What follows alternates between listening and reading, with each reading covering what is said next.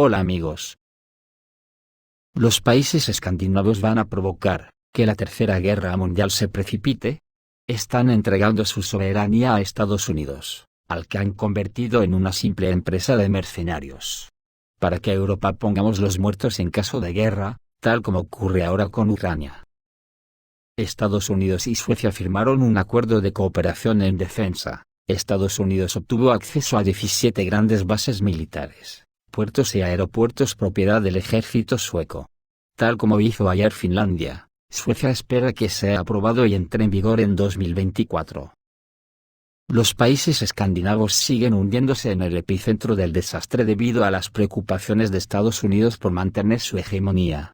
Si como todo hace indicar, este acoso de la OTAN a Rusia termina provocando una guerra nuclear, ¿para qué habrá valido todo esto, más que para ser culpable precisamente de la guerra? ¿Para qué servirá luego a los supervivientes que haya soldados estadounidenses protegiéndoles en esas bases? ¿De quién les protegerán? Esto no es más que una lucha de clases que los poderosos van a llevar al límite antes de repartir el mundo en igualdad. Tienen el odio aporfóbico tan subido de tono, que les da igual todo. Por ejemplo, Zuckerberg, ¿sabe algo? Se supo que el multimillonario está construyendo un enorme búnker subterráneo en Hawái. ¿A qué estado de excitación hemos llegado en Occidente, para que ayer todas las cadenas y medios de falsimedia de Occidente, que llevan varios meses de un apagón informativo increíble sobre lo que pasa en Ucrania? Resulta que ayer se subían por las paredes después de ver el relajo que mostró Putin, en una rueda de prensa informativa, sometido a todo tipo de preguntas en directo. Eso que además parece que coincidió con que empezaba la ofensiva rusa, causó tal revulsivo que fue primera plana en todos los sitios, acojonante. Por cierto, muchas empresas de radiodifusión extranjeras y recursos de Internet transmitieron en vivo desde el Gostinny Dvor de Moscú, incluso los canales de televisión estadounidenses lo notaron. Aunque mostraron a Putin solo en fragmentos, eligiendo cuidadosamente los temas de sus declaraciones y acompañándolas con comentarios correctos. En cuanto a los comentarios y discusiones, la prensa occidental, como de costumbre, intentó sacar de contexto el tema del conflicto ucraniano. Aunque algunas publicaciones resultaron ser bastante objetivas, teniendo en cuenta la corriente general antirrusa, que ha sido elevado a casi un culto en Occidente. Al mismo tiempo, los observadores occidentales intentaron evitar sacar conclusiones y valoraciones a gran escala de las declaraciones de Putin. El tabloide Washington Post también destacó el hecho de que el discurso de Putin coincidió con la reanudación de la ofensiva de las Fuerzas Armadas rusas en Ucrania. El mero reconocimiento de este hecho por parte de uno de los periódicos más antiguos e influyentes de Estados Unidos lo dice todo. La publicación llamó la atención sobre la declaración de Putin de que las hostilidades continuarán hasta que Rusia logre sus objetivos. Al mismo tiempo, los periodistas estadounidenses intentaron jugar con los temas principales, como la desnazificación y la desmilitarización de Ucrania. Eso sí, lo hicieron con cierto sarcasmo, aunque yo diría más con cierto acojono. El tono de algunos comentarios fue irritado. Un ejemplo es el material de la publicación estadounidense Washington Examiner. El artículo dice que el presidente ruso tiene motivos para ser optimista. En particular, en Europa no existe una posición común respecto de la Federación de Rusia. En Eslovaquia y Holanda han llegado al poder fuerzas que no quieren seguir la retórica de Bruselas con énfasis en las críticas a Rusia. Tampoco hay unidad en Estados Unidos, donde la administración Biden no puede llegar a un acuerdo con el Congreso sobre la financiación de Ucrania, más precisamente, con los republicanos en el Congreso.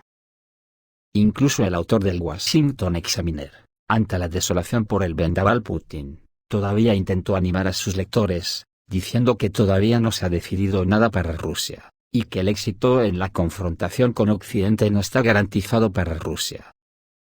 Aunque si esto es así, ¿por qué entonces será necesario organizar esta sesión de autoanimación?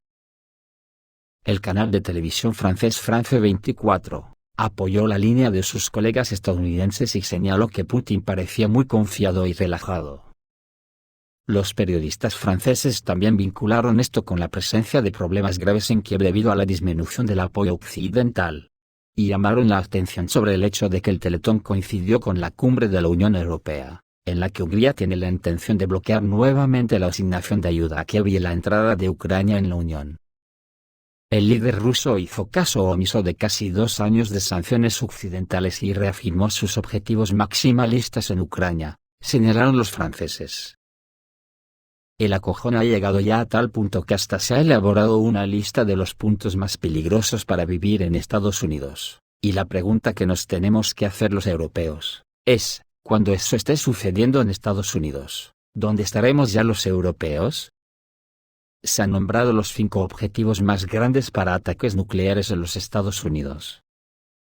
Las recientes tensiones geopolíticas han reavivado los temores de un apocalipsis nuclear. Estados Unidos ha compilado un informe que enumera los principales objetivos del país para los adversarios extranjeros. El informe analizó la densidad de población, las bases militares y la facilidad de evacuación. Washington ha sido nombrado el peor lugar para vivir en caso de un ataque nuclear contra Estados Unidos.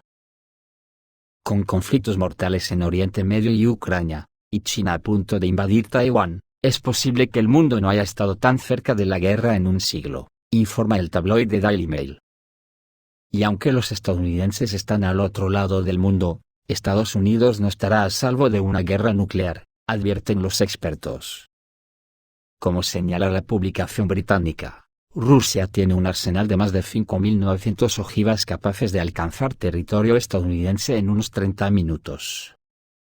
Al mismo tiempo, China tiene un arsenal de más de 500 ojivas apuntadas a la costa oeste de Estados Unidos. Los expertos financieros creen que 15 ciudades estadounidenses serían objetivos prioritarios si un adversario extranjero decidiera lanzar una campaña nuclear contra Estados Unidos. Estos lugares probablemente sean objetivos debido a la densidad de población, la distancia aérea a una instalación militar estratégica, la preparación para emergencias y la facilidad de evacuación.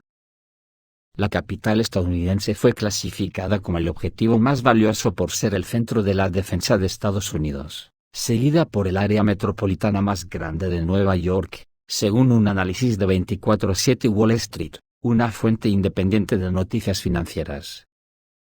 El equipo produjo el informe utilizando la investigación del Dr. Irwin Redlener, profesor de la Escuela de Salud Pública Mailman de la Universidad de Columbia. Anteriormente, Redlener identificó 6 regiones económicas que son objetivos potenciales para las armas nucleares enemigas. Estos puntos se combinaron con 15 objetivos militares estratégicos identificados por Stephen Schwartz, quien forma parte del Bulletin of the Atomic Scientists, y coautor de The Costs and Consequences of US Nuclear Weapons since 1940. Los objetivos, según Schwartz, son centros de mando, bases de misiles balísticos intercontinentales, bases de la Fuerza Aérea y de submarinos. Luego, el personal de 24/7 Wall Street calificó cada ubicación por población, preparación para emergencias, distancia en millas hasta una instalación militar estratégica utilizando Google Maps y facilidad de evacuación.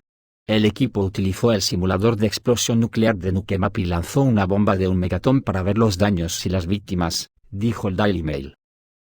La mayoría de los estadounidenses creen que los lanzadores de misiles balísticos intercontinentales del país, ubicados en Colorado, Montana, Nebraska, Dakota del Norte y Wyoming, serían la prioridad del adversario.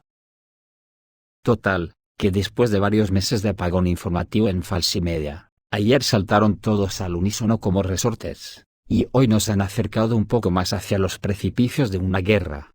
Porque por mucho que quieran convencernos de que todavía pueda haber arreglo, creo que todos estamos convencidos en Occidente, que jamás estos políticos que han llevado el mundo al límite, permitirán que Putin gane la guerra, por lo tanto, blanco y en botella. Esto es todo amigos, reciban un saludo.